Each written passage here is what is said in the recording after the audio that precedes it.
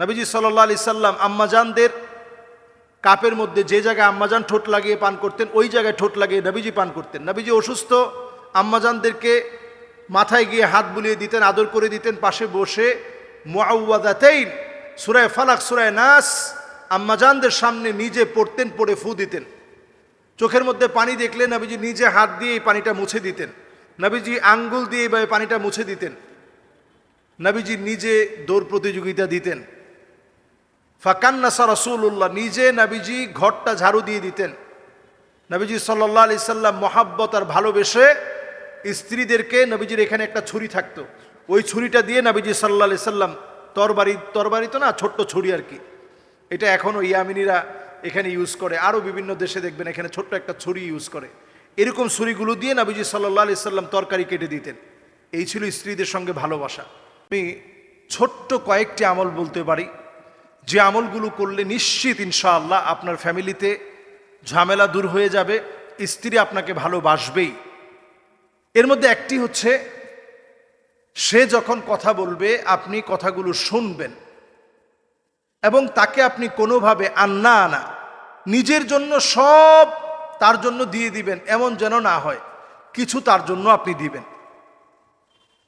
মান্না না, কথায় কথায় যখন খোটা দিবে আপনি তখন পাল্টা খোটা দিবেন না, আপনি তখন খোটাগুলো শুনবেন। হান্না না, যখন আপনি বাইরে থেকে আসছেন যদি সেটা অপছন্দ করে তাকে অর্ডার করা, তাহলে আপনি নিজেই কষ্ট করে নিয়ে আপনি নেবেন। কান্না না, আপনাকে সে বিরক্তির কারণ যদি মনে করে, যদি প্রতিনিয়ত এটা এমনটা চলতে থাকে, আপনি বুঝবেন যে অভ্যাসটা কতদিন ধরে গড়ে ওঠা। যদি এমন হয় যে হঠাৎ করে গড়ে ওঠা, তাহলে আপনি বুঝবেন যে কোনো না কোনো সমস্যা তার ভিতরে তৈরি হয়েছে। এই প্রযুক্তির এই সময়ে আমরা স্ত্রীদেরকেও, সকল স্ত্রীদেরকেই তো আমরা এখন প্রত্যেককে এখন স্মার্টফোন দিয়ে রেখেছি, নানা রকমের সমস্যা তৈরি হতে পারে। এই সমস্যা তৈরি হওয়ার আগে স্ত্রীকে আপনি সময় দেন। হাদ্দা আঁকা, স্ত্রীরা এমন হবে যে আপনার পছন্দ করা কোনো জিনিস সে পছন্দ করবেই না। এই জন্য অন্তত আপনি সাথে নিয়ে গিয়ে কিনুন অথবা তার পছন্দকে মূল্যায়ন করতে শিখুন। সাদ্দা আঁকা, কথায় কথায় আপনার সঙ্গে তর্ক করবে, যুদ্ধ লাগিয়ে দিবে, এটা যেন যুদ্ধের পর্যায়ে না যায় এই জন্য এটাকে থামিয়ে দিতে হবে। বাররা আঁকা, আপনার গায়ে হাত তোলার মতো অন্যায় করে ফেলবে। এই অন্যায়গুলো থেকে বাঁচার জন্য বেশি কিছু লাগবে না।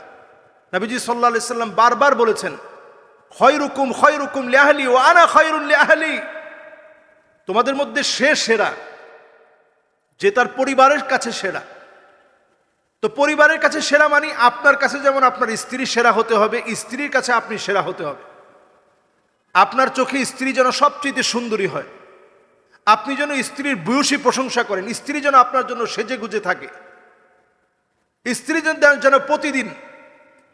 যেন প্রতিদিন আপনার দোষ ত্রুটি খুঁজে না বেড়ায়, স্ত্রী যেন আপনাকে মহাব্বতের সুরে, ভালোবাসার সুরে ডাকে। আপনি স্ত্রীদেরকে সবসময় আপনি বলবেন যে আমি তোরে ছেড়ে দিব, তোর সাথে আমার সংসার হবে না, কি করে এই সংসারের ভিতরে সুখ আসবে? নবীজি প্রায় বলতেন, আনা লা উতাল্লিক, আমি নবী কখনো তোমাদেরকে তালাক দেব না।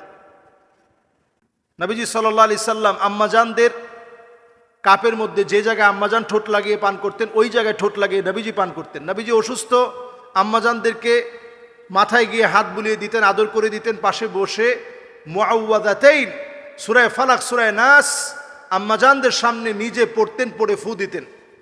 চোখের মধ্যে পানি দেখলে নবীজি নিজে হাত দিয়ে এই পানিটা মুছে দিতেন। নবীজি আঙ্গুল দিয়ে এইভাবে পানিটা মুছে দিতেন। নবীজি নিজে দৌড় প্রতিযোগিতা দিতেন। ফাকান্নাসা রাসূলুল্লাহ, নিজে নবীজি ঘরটা ঝাড়ু দিয়ে দিতেন। নবীজি সাল্লাল্লাহু আলাইহি সাল্লাম মহাব্বত আর ভালোবেসে স্ত্রীদেরকে, নবীজির এখানে একটা ছুরি থাকতো, ওই ছুরিটা দিয়ে নবীজি সাল্লাল্লাহু আলাইহি সাল্লাম তরবারি তো না, ছোট্ট ছুরি আর কি, এটা এখনও ইয়ামিনীরা এখানে ইউজ করে, আরও বিভিন্ন দেশে দেখবেন এখানে ছোট্ট একটা ছুরি ইউজ করে। এরকম ছুরিগুলো দিয়ে নবীজি সাল্লাল্লাহু আলাইহি সাল্লাম তরকারি কেটে দিতেন। এই ছিল স্ত্রীদের সঙ্গে ভালোবাসা। তো নবী করিম সাল্লাল্লাহু আলাইহি সাল্লামের আদর্শে যারা আমরা উজ্জীবিত হতে চাই, এই আদর্শগুলোর বাহিরে যাওয়ার কোনো সুযোগ নেই। এই সুন্নাহগুলো মানলেই, যেগুলো বললাম, মাঝে মাঝে আপনি ঘরটা ঝাড়ু দিবেন, কাপড়টা ধৌত করবেন, আগে এসে ঘরের মধ্যে আপনি সালাম দিবেন, স্ত্রীর সাথে কুশলাদি বিনিময় করবেন, স্ত্রী আপনি যাওয়ার আগে সেজে গুজে থাকবে, এবং স্ত্রী যেখান থেকে যে পাত্র থেকে পান করে ওখান থেকে আপনি পান করবেন, ওই পাত্র থেকে আপনি খাওয়ার চেষ্টা করবেন। স্ত্রীরা যখন হায়েজা অবস্থায় থাকবে তখন স্ত্রীদেরকে আপনি ঘৃণা করবেন না, বরং তখন তাদেরকে সম্মান দিবেন। ইসলাম এই সম্মানটুকুন দিয়েছে। ইনশাআল্লাহ অবশ্যই আপনার ঘরের মধ্যে আল্লাহ তাআলা শান্তি দিয়ে দিবেন। আসসালামু আলাইকুম ওয়া রাহমাতুল্লাহি ওয়া বারাকাতুহু।